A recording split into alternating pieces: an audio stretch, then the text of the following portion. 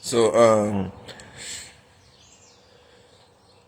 good afternoon to everyone here in the United States. Good afternoon, good evening to everyone in Cameroon, or wherever you find yourself in the world. Good day. So, thank you all so much for coming. And in today's video, we will talk on the diagnosis, the management or treatment of diabetes.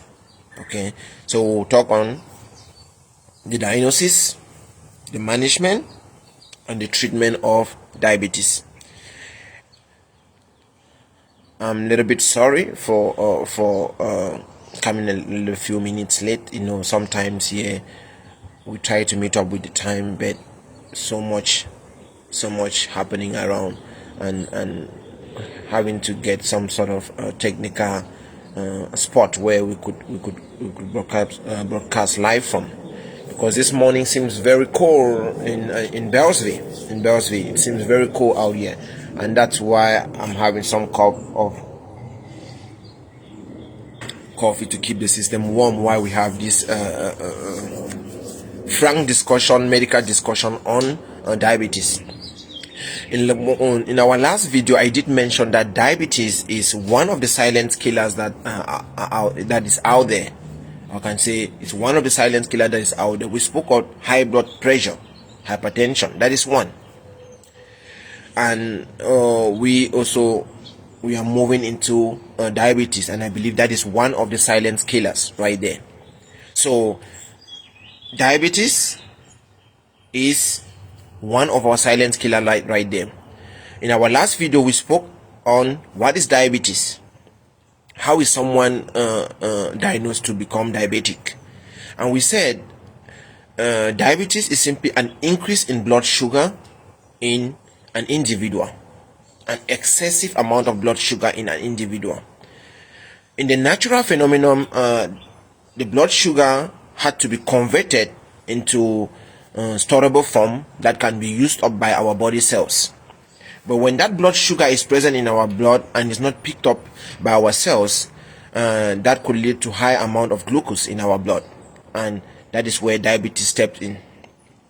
Diabetes is very dangerous. It's very dangerous. Remember, it's very dangerous. With diabetes, you know, you could go down with some sort of stroke. When it accompanies high blood pressure, you could go down with some sort of stroke right there. Diabetes and high blood pressure, hypertension, it's like brother and sisters right there. Most of the time, most individuals that are hypertensive sometimes turn up to be diabetic.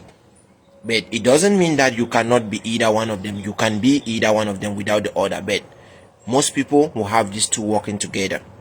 So we need to monitor that as well.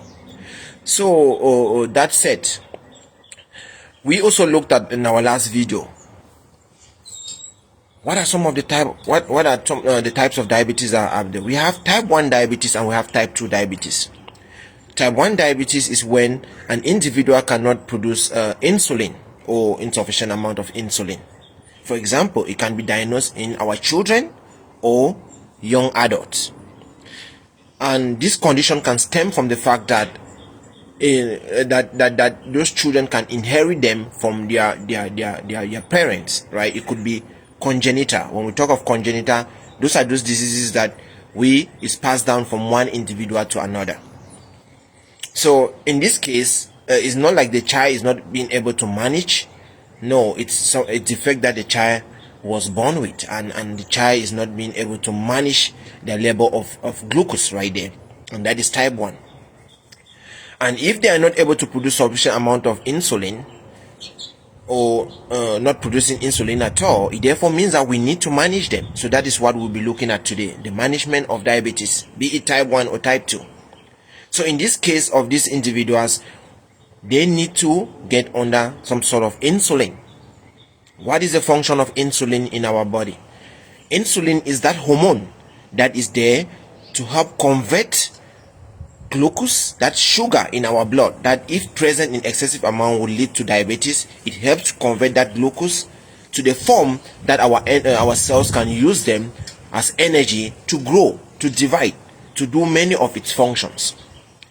If that energy is not being, if that glucose is not being converted to that energy form that our cells can use, it therefore means that it's just sitting right there. When it's sitting right there, it's very problematic for your health.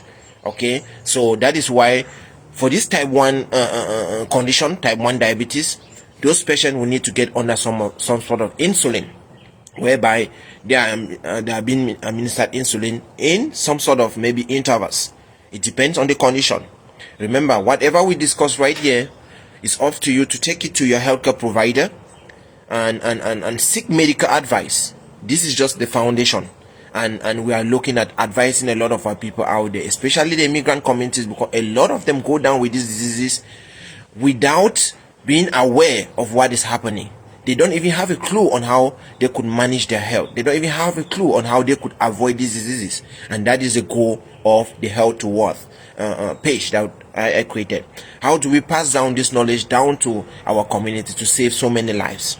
I was being touched when last video I mentioned to you guys one of our friends that just collapsed, and that was it, and passed away. And many people are like, what happened? Looking at it, no yearly physical, nothing is happening. They don't go for the doctor for checkup. They are just busy walking without resting. It places you in that condition whereby things can happen to you, and people will be doubting what is happening. There is a silent killer out there. That silent killer could be high blood pressure, it could be diabetes, it could be other conditions that could be preventable, that could be manageable. So if you don't go for your routine physical checkup, how do you know about that? Okay, how do you know about that? So these are some of the things that we'll be talking on this about in this video. So if your child has some sort of type 1 diabetes, you need to know that not all hope is lost. No, there is insulin out there. There is insulin out there that can help your child manage their blood glucose. Okay, they can help their child manage their blood glucose. So today that insulin has been made available, but I know that in the immigrant community and even to our parents and families back home, is still a big task for them to manage that, because that insulin is costly. Even here in the United States, if you don't have insurance, insulin is very costly. It's very costly. So we will be talking at a particular point about health insurance, because our community as well, and there's so much lack of information as to health insurance. Where can I obtain health insurance if I'm not working? How can I go about it? If I have health insurance, how do I benefit from health insurance? If I have health insurance, how do I make use of it? What are my co-pays? What are the insured under my health insurance? All of those things we'll be talking about. What is my co-insurance? So some of those things we will be talking on. Okay, so but today we are dealing with our diabetes. Now, so if your child is diagnosed with type 1 diabetes, please, not all hope is lost right there, right? So as I said, it could be congenital, meaning that child inherited it, that it's passed down from one offspring to the other. So that insulin will come there to help control the level of blood glucose right there. Your responsibility as a parent is to make sure you follow the medical advice of the physician, to make sure that the glucose is administered at the right time. You don't want to lose the child because of such a thing. You want to make sure that you administer that glucose at the right time, and making sure that you make that a routine, a well-thought routine for your child, as prescribed by the medical advisor. We need to take a look at that. Now, that said, we know we also have the type 2 diabetes. We also have the type 2 diabetes. Now, with the type 2 diabetes, we said the type 2 diabetes is diagnosed mostly in adults. When we talk of adults now, sometimes, remember, I'm going to mention that again. What disposes us to diabetic condition? What exposes us to diabetic conditions? We're going to talk about that again. type 2 diabetes is mostly diagnosed in adults. How then can we manage type 2 diabetes? So type 2 diabetes could be as a result of insufficient insulin. It could be as a result of poor eating habit. It could be as a result of you being less active, right? It could be as a result of family history right there. It could be as a result of sequential cases of gestational diabetes, right? So usually when we get to certain age, for example, it has been shown that being at the age of 45 and above in the United States and even around the world, it has predisposed you to diabetes. You ask yourself why? This body that we have is not an engine, right? So as we get old, our body's efficiency sometimes reduces, and that is why we need to be involved in so many things to keep our body fit. Regular exercise, eating good diet. When we talk of good and balanced diet, please, more veggies, protein in moderate amounts, more fruits. It's very welcome. Drinking sufficient amount of water in a day, more fresh juice, that will helpful. Less amount of carbohydrate. Not that you don't eat carbohydrate, no, less amount. Everything is important. Less amount of carbohydrate, and also, of course, you want to make sure that you are exercising regularly. Okay, and we also know that stress is something that is out there that is causing a lot.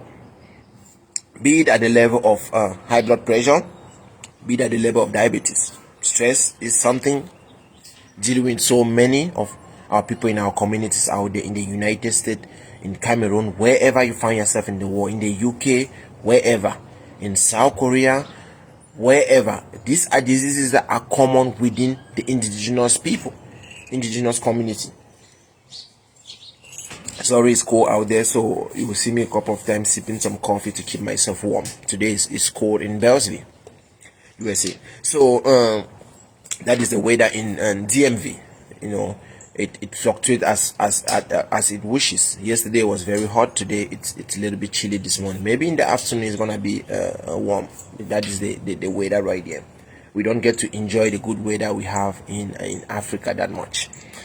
So that said, so having the gestational diabetes. What is gestational diabetes? This is a condition whereby most pregnant women during their time of pregnancy, they are diagnosed to be diabetic, and that is as a result of the pregnancy. With pregnancy you have a lot you're already dealing with that could expose you to gestational diabetes as well. Having a family history of diabetes, maybe your father, your mother, your grandparents. If you look at that family history, most of them at time and they were diabetes. In the African context, sometimes in Cameroon, I want to talk a little bit more about this because it becomes very difficult sometimes for us to trace it out, because there may be diabetes, but sometimes we don't even get to know. There's so much emphasis on yearly physicals, so sometimes people get to die with some of these things and we don't know in our community, and it becomes difficult for you to say, oh, maybe my mother, maybe my dad had it, or maybe my grandparent had it. It becomes difficult again, and also the lack of that knowledge sometimes is diagnosed, but people are not just aware of it, or what is diabetes, and that's why we are talking about all of this. Okay, and being physically active is very important to manage your blood sugar, blood glucose. Okay, when you get to 45 and older, you need to start watching what you eat.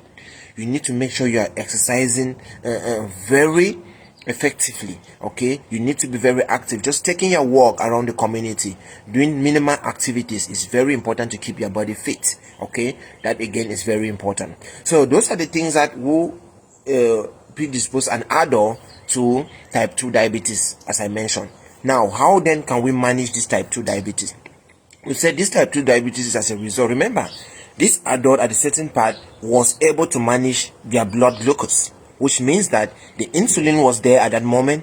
The insulin was sufficient. But as they get older, maybe 45, maybe some people, it steps up. When we talk of 45, it's like an average age. For some people, it can step in at 30. It can step in at 35. It doesn't mean 40 is that age, but that 40 is that average. That, we have people at 90, people at 80, we have people below, but 45 has been seen to be that average age that predisposes someone to a diabetic condition. So what then can you do to manage your type 2 diabetes? So with type 2 diabetes, remember, what do we say? It's as a result now of insufficient insulin that is not being produced, excessive amount of sugar right there, our insulin not being able to manage our blood glucose, blood sugar levels. So what then can we do? For type 2 diabetes, one, there are medications out there. Okay, there are medications out there that could help you manage your type 2 diabetes. For example, most people that may be on some sort of diabetic condition, we should have heard about what is called metformin. Metformin is a medication that is widely used even here in the United States, that is being given by prescribed by licensed physicians. Remember, it's licensed physician. It doesn't mean that if you think you are diabetic, just go get no. It has to be prescribed by your doctor. It has to be prescribed by a doctor, because they need to monitor that. Maybe after 3 months, maybe after 6 months, they need to conduct what is called an A1C on you to be able to determine if that is effective. Have you reached your targeted levels of your A1C readings, so that they could either take you off that, but that is a decision of your primary physician to make sure. So most people turn out to be on metformin for a longer time, depending on the level of your diabetic condition. And when it comes to metformin is given at different doses. And also we also have metformin with some that are extended release. When we talk of a drug being extended release, it means that when I take a medication right now, that medication has some sort of an interval to actually get dissolved from the time I take it, get into my bloodstream, carry out its function. So over the years, scientists have discovered that sometimes we could save time and resources by making our medication extended release. Extended release means that when I consume a medication, it takes some time for it to be released gradually into my blood system, so that it can carry out its function for a very long time. So most metformin right now are extended release. We could also have metformin that is not extended release, based on your condition. Again, your doctor may see a need of an immediate action, so you'll be getting under a metformin that is not that really extended release, but you want to get an effect right away, just like you administering a shot of insulin. That decision is solely made by your primary care physician. Okay, they will be the one to make that decision. It's not your choice. That's why you need to go for your yearly physical. That is why you need to check in with your doctors. Whatever we say right here, it's for medical and health advices only. But you need to move this forward. Check in with your doctor as to what could be the way forward. Also, we have the comment section. If you drop your comments right here, advice could be on the way to you. If you drop and say, oh, but this is what we could offer the advice we know. But again, your primary care physician, your doctor, is the one that will make that decision. And don't sit back, wait until when it is disastrous before you find yourself moving to see your primary care physician. That is not good for you. So with metformin, with the extended release, it means if I take it overnight, let's say I take it overnight, it could be in 250 milligrams, it could be in 500 milligrams, it could be in 1000 milligrams. That depends on your condition. It depends on your condition, and that condition is shown by your A1C. Okay, your blood glucose level, A1C. I will talk a little bit about A1C. So as part of your routine physical examination, blood work is usually done, and one of the things that is looked at under the blood work is your A1C. Okay, and the A1C is that a test that is used, a blood test that is used to determine your blood glucose and the parameters. Okay, The readings of the A1C could either determine if you are pre-diabetic, you are diabetic, or even in like I would say some sort of very like high, at the higher end of the diabetic condition. Okay, but usually if you have been going for your routine physical examination, you will not be at a condition where you are either diabetic or at an extensive level, or at a chronic diabetic condition when that has not been diagnosed. So if you are going every year, it may save your life. It may just save your life, right? It may just save your life. Excuse me. Thank you. The cold is just making us to sneeze. So it may just save your life if you are doing your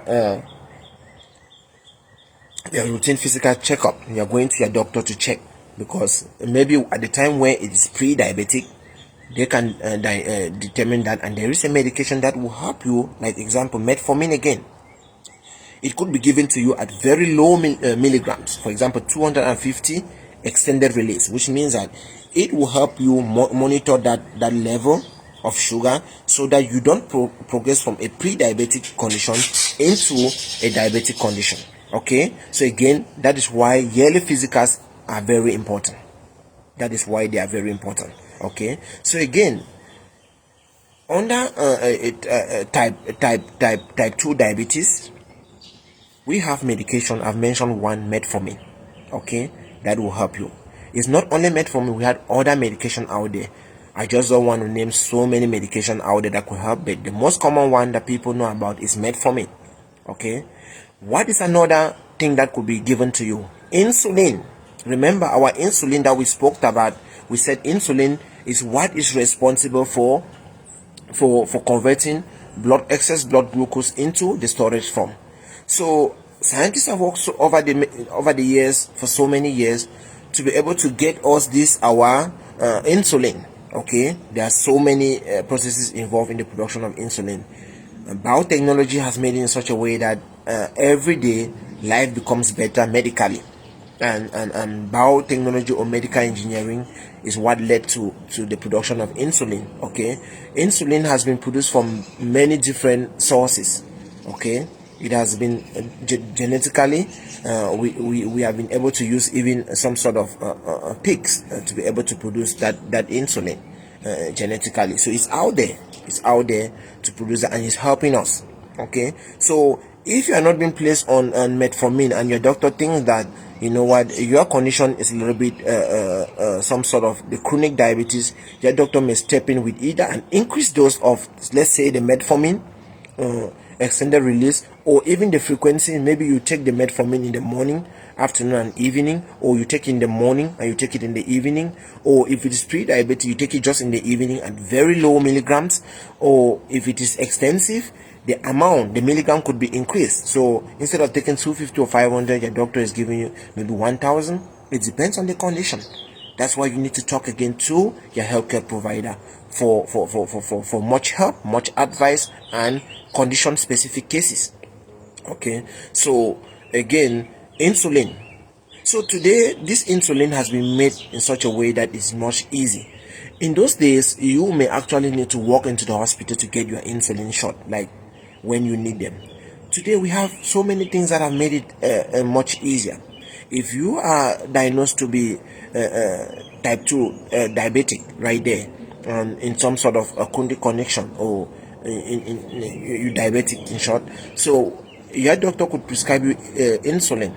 Again, due to the advanced nature of medical devices, and what the FDA is doing right there, and the United States government, you know, we have been able to approve.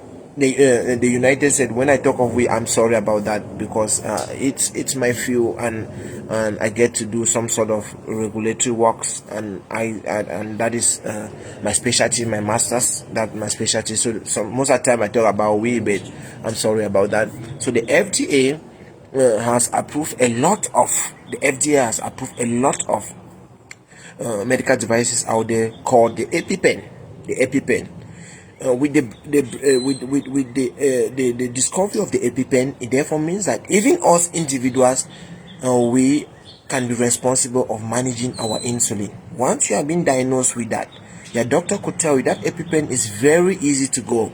You can set it. Your doctor could tell you, oh, make sure every day you inject 0.5 mils of insulin and 0.1 mil of insulin. You can easily set your EpiPen in such a way that when you set the EpiPen, and there is right there what we call the capillary puncture. So we're going to talk about that. So we have different types of punctures. We have venipunctures where you dip in the syringe into your blood vessel. Then we also have the capillary puncture where you, underneath the skin, right, you getting that shot into the capillary. Remember, our capillaries are closer to our cells, and that is the reason why when we insect the insulin closer to our cells, there is an immediate somehow impact to get our sugar level under control. And that is how the EpiPen is designed. With the EpiPen, you can set and reset specific amounts of insulin to be injected, and that is injected underneath the skin by capillary puncture. Okay, so we insect that, the capillaries are closer to your body cells. When you insect that, it gets to the cells and an immediate action is being rendered. And that is why I said, depending on your condition of the diabetic condition, the doctor could either increase the amount of your medication, let's say metformin, from 250 to 500, making it extended release, right, and also increasing the amount could be helpful. Increasing the frequency within the day, your doctor could say, oh, now you're taking 250, it's not really working, let's go to 500, maybe it's gonna work. Now you're taking 250, but you know, I don't want to increase it to 500, but I want you to take 250 in the morning, and in the evening take 250. That is a decision solely by your doctor, your physician, and they monitor that. They do some blood work to be able to make those decisions. Okay, so again, depending on the condition, they may think, oh, you know what, I think that insulin will help you in this case much better. I'm just looking at the time so that we can keep it within 30 minutes. That the insulin can be much better. So in that case, your doctor will be able to put you on an insulin. And when they put you on an insulin, we have insulin in so many ways. You can, if your insurance can afford the EpiPen insulin, that's the insulin has already been put in an EpiPen, it makes it easier for even you to be able to monitor that. Okay, we also have what is called our insulin in our valves right there. We could get the insulin syringes, we get that into a little bottle of insulin, and we pull certain amount. That becomes a little bit much difficult. Not that we cannot do it, but depending on what you can afford, you can go with what you afford. That will be helpful. So that is gotten from your valve, and it gets that from the bottle, and that is stored in a well refrigerated container. If you are using that type, insulin at all times is stored in a refrigerated when you talk of a good temperature. They know how that is stored, and they will advise you, because you don't want it destroyed, then you are taking something that is not effective. So that is why we store that in that condition. So when you take your insulin, remember that insulin gets through capillary puncture, get underneath your skin, and get into closer to your body cells. Capillaries are closer to the cells. We have the veins, and we have somehow we have the arteries, we have the capillary somehow in the middle, and from the capillary it gets to the veins, right? So the capillaries are closer to the body cells, and that is why when we administer insulin by capillary puncture, it's in direct contact with our cells, closer to our cells, and that therefore means that our cells pick them up, and now it helps our cells to be able to convert that glucose in our blood into that energy that they will use, in that way reducing and dropping down your blood glucose level. That is how it functions. So type 1 diabetes right there, insulin is right there for type 1. For type 2, we could have insulin, and we could have several medication out there. Insulin today could be in like a little valves with specific insulin syringes. We also have the EpiPen with the insulin already in there, certain amount, and you just monitor that out, and that is administered by a capillary action, capillary puncture. Now I want to talk about a little bit. We have just a few minutes, maybe 2 minutes left. How then is this diagnosed? How do we place somebody as being diabetic? How do we place someone as diabetic or even the chronic stage? So I mentioned about the A1C. So A1C is part of their blood test that is done sometimes with your routine physicals, or when your doctor deem it necessary to conduct that based on the signs and symptoms they are seeing. So the A1C. So based on that, I think an A1C of I think 5.4, 5.4, an A1C of 5.4 up to I think 6.3 or 6.4 right there puts you in a pre-diabetic condition, right there. Okay, you are placed in a pre-diabetic condition right there. An A1C of, let's say, from 6.4 and above. Some people have A1C of 7, some people have A1C of 8 point. Okay, so an A1C of 6.4 and above, you are now diabetic. So those are the parameters that the medical advisors will use to place you, and that is a blood work, and the name of that blood work is called the A1C test. So 5.4 up to 6.4, let's say 6.3, yeah, because we need to 6.3 right there. It places you in a pre-diabetic condition, and I say in that pre-diabetic condition, if you're an adult, there's a medication out there. Metformin could be given to you at a very low milligrams or extended release to help you to not to advance into that diabetic state, and that's why we call it pre-diabetic. Now in the diabetic state, stage right there, we are talking of 6.4 and above. People have 7.0, people have 8, depending. And you know, the more you have it very high, the more chronic your diabetic condition is, and also that will shape the decision as to what medication could be given to you, what amount could be given to you. Is it going to be extended release, the frequency of the day, and is insulin going to be a much faster way of helping you control your diabetes? That is what the parameters the doctors use to determine that, or your healthcare practitioner use to determine that. So again, that is what is important. Now, once you have been diagnosed with blood sugar, it doesn't necessarily mean that you are diagnosed. Sometimes being healthy, you can still choose to monitor your blood sugar. I do that. My blood pressure, my blood sugar, I do that. You go to CVS, you can get a blood pressure meter. You go to CVS, you can get a glucometer. So a glucometer is simply just a little meter right there. It's like it can give you some sort of readings as to your blood glucose level, and it has a strip right there. The strip, you insert that strip. Then you may need to also get some sort of PSAs for capillary puncture, where you puncture the tip of your finger, squeeze it a little bit, put the blood on the strip and insert it into the glucometer, and it's gonna give you a reading. You can do that as a day-to-day basis to monitor and your blood glucose, and the doctor will tell you if you do that, and let's say your blood glucose is above 110, is 150, it's a call of concern. Call us, come into the office, let's see what is happening to you. So again, we could monitor that. Just as I advise everyone, you can go to the CVS. If you have a parent, you have someone, you can get them these things, and and they can help monitor their blood glucose, and they can help monitor their blood pressure.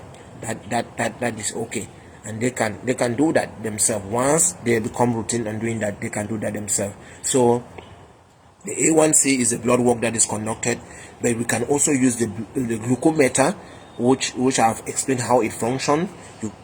Everything is by capillary puncture, so you can do capillary puncture, a little pierce on the tip of the fingers, and gently squeeze that onto that strip that you inserted into the glucometer. It's going to give you a reading as to what is happening with your blood glucose level, and that is how we can manage our blood glucose. That is how diabetes is being diagnosed, and that is how diabetes is being controlled in terms of the medication that are available out there, the decision that is made as to the amount of that medication, as to the frequency that medication is given, or even the insulin. What is the frequency in which the insulin is being given to you? Depends on your level of diabetes, and that is why the yearly physical is very important, and that is my advice to our immigrant community. That yearly physical is very important, because if you go in on time, you could be diagnosed right when you are where you are pre-diabetic. That will help them control you, and that will prevent you from advancing into that stage, into a diabetic condition. When you go in when you are pre-hypertensive, they can help you, and that will prevent you from advancing into that hypertensive condition. Diabetes and high blood are the silent killer, and much videos will be coming up. I think I have one video again to do on diabetes, and we will round up from diabetes right there, and then we will advance. So I'll look at what else we could talk on diabetes to educate our communities, and then we will advance to the next disease out there. Our goal is to target many diseases and create awareness.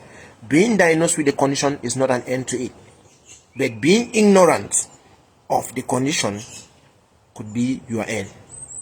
Being diagnosed with the condition and you going through good medical advice, getting the change in habit, exercising, and doing all the things could help you. But being ignorant about your medical situation and your medical condition could be what can lead to your end. So that is why we are giving this knowledge out there, and we have people that have reached out to me that will be supporting these doctors, and we will be having some sort of interviews, and they will be speaking live from the page so that they can educate others. Okay, I have colleagues, I have my mothers, I have people I know, family, friends that are doctors, and I will bring them to this page for more education to our communities as we touch on several diseases, and as they have the time, then they will be coming up to talk about this. Thank you all so much, and let's continue to enjoy our Easter Monday.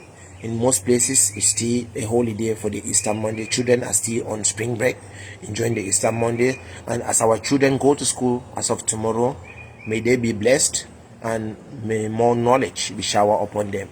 Thank you all so much for watching. Please do me a favor and share. These messages need to reach out to our communities, need to reach out to people back home, need to reach out to around the world, every corner, because a lot of people are dying because they don't know what that silent killer is, and they are just ignorant about it. Thank you guys so much.